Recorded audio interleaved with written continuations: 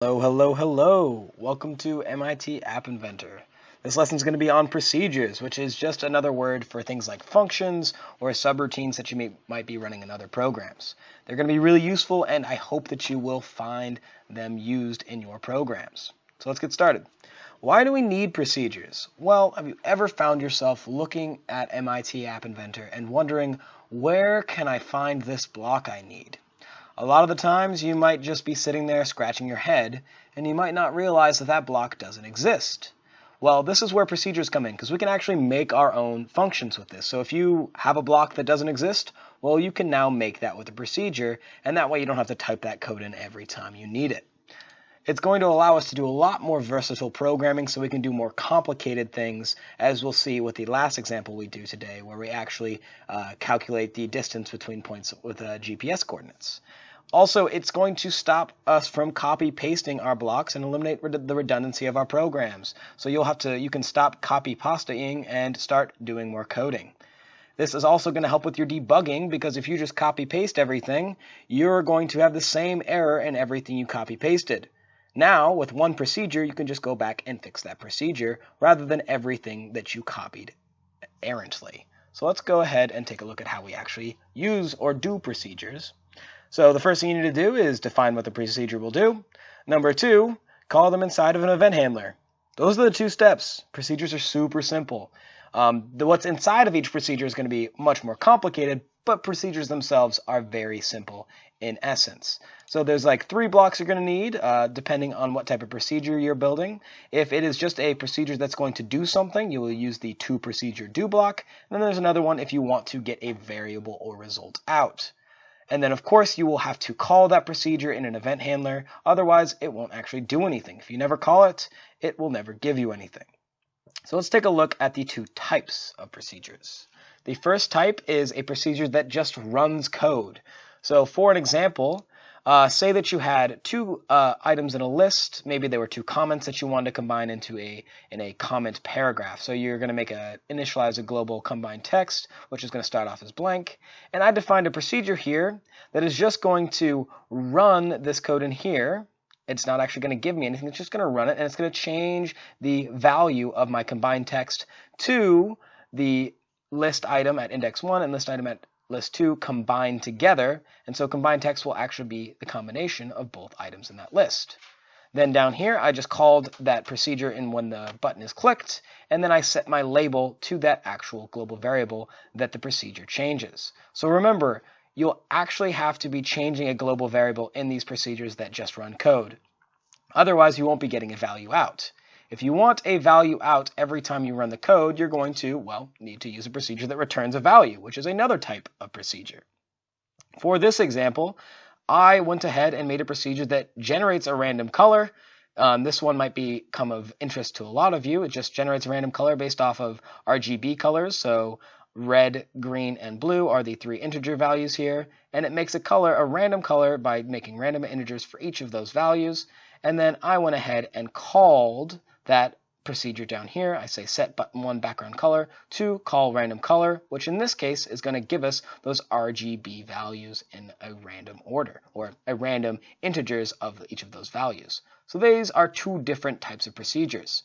Notice they fit differently in the way that the puzzle pieces look.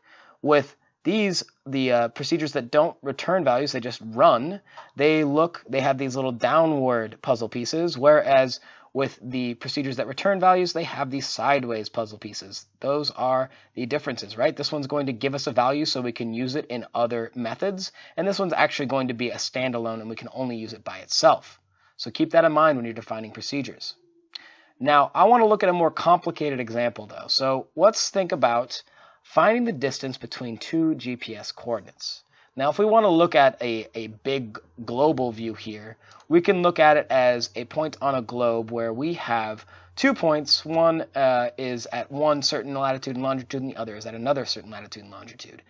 Now, this could get really complicated. We're on a sphere, so there's going to be spherical geometry, which is not a lot of fun. It's not necessarily unfun, but it's not going to be easy math. So you're going to have to do a lot of calculations here. So what I would rather do is let's assume that we are closer than, let's say, maybe 150 miles. So we can assume that the Earth is relatively flat at that level, not that it is flat at a bigger level. So let's say we have 2 points. We've got point 1 and point 2. Maybe this is something, point 1 is where you are, and point 2 is something that you're interested in getting to. Now you want to find the distance between point 1 and point 2. All you have is the latitude and longitude of each point. So what you can do is you can actually find the difference in longitude by subtracting those differences, and then also finding the difference in latitude. Now if you didn't just notice what happened here, we just made a triangle. Now, the nice thing about triangles is they're really, really easy to work with in math. So we can just put a triangle in here, and now we know that this is the hypotenuse of our triangle. So we can take the difference in latitude, square that, add it to the difference in latitude or longitude, square that, and then take the square root of all of that, and we find our distance, which is much simpler than having to deal with this crazy spherical geometry where we're going to have to deal with cosines and tangents and all sorts of fun trigonometry. But yeah, it's a lot of calculations, so let's keep it simple for now. So let's go ahead and go into MIT App Inventor and see what this looks like when we actually implement it.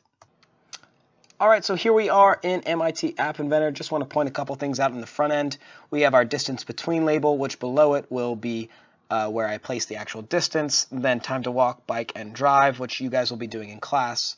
I have a choose destination list picker, so you just be able to choose from a list of destinations and then calculate your distance or the distance between you and that point. And then I also, if you want to look down here, I have the location sensor as a non-visible component and the clock. So let's go to the back end where things are much more interesting. If I go to the back end, let's scroll up and let's take a look at the calculate distance procedure.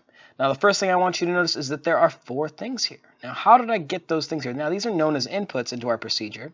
If you want to add inputs to your procedure, you just go and click on this gear and then you drag in these inputs. I need these inputs because I'm going to calculate the distance. I need the latitude and longitude of 2 different points. Without those, I can't really do much. So those are actually inputs into this calculate distance procedure. Now, notice this is a procedure that gives me a result, and that result is going to be the distance. Now, to calculate the distance, I need 2 variables. I need an x in the horizontal direction and a y in the vertical direction, which I'm then going to use to calculate the hypotenuse. But notice I use 2 local variables, and if you want to use local variables, you can go to variables and you can actually initialize local variables inside of these procedures where these local variables will be used. What I'm going to be actually doing to those local variables is you can find in here. So I'm going to set x to 69.1 times the difference in latitude here, which all the 69.1 is a conversion to miles from latitude.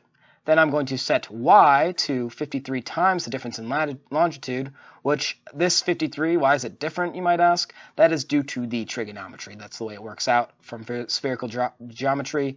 And again, it just has to do with an approximation factor here, because we are just approximating the distance. This is not the exact distance between these 2 latitude and longitudes. Then after that, we take x and y, we square both values, and we take the square root of it, and that is going to be the hypotenuse of our triangle. So that's our procedure for calculating the distance, but we haven't actually called it. So let's go see where we did that. If we scroll down, we notice that I made another procedure, which is the get distance procedure. Now, you might be interested, well, what is this going to do? So this is actually just going to run the calculate distance procedure and set the distance text to that distance based off of what the global destination is. Another thing that's interesting to notice is that these 4 inputs here, notice they are latitude, longitude, latitude, longitude for each of the points. Latitude 1 and longitude 1 are based off of the location sensor, and latitude 2 and longitude 2 are based off of what the destination is. If you notice, I have some if statements here just to simplify things and ask what the global destination is, and then it's going to calculate based off of that global destination, and then set that distance text to that actual distance. Notice it fits into the set distance text, which is awesome. Now, down here, I still have to call this get distance function. So I've used a procedure in a procedure. Now I need to call this get distance procedure, which uses the calculate distance procedure in it. So then down here, you can look. I have when list picker one after picking. I am going to call that distance, and I'm going to then, so that sets my distance text, and it also changes some of the labels and messes around some other things. Also, if I were to move, I call that getDistance function again.